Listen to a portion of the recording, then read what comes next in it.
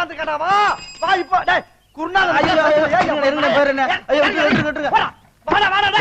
சும்மா இருடா பொறுமை. டேய் ஒருத்தனுக்கு பிறந்திருந்தா இப்ப ஏறி குருநாதா என்ன பாதி மூஞ்சிய காணா? குருநாதா என்ன குருநாதா உங்களுக்கு புது ஐட்டம் அறிஞ்சிருக்காங்க? எங்க திரும்புங்க. கர்ம கர்மா என்ன இப்படி நாறுது?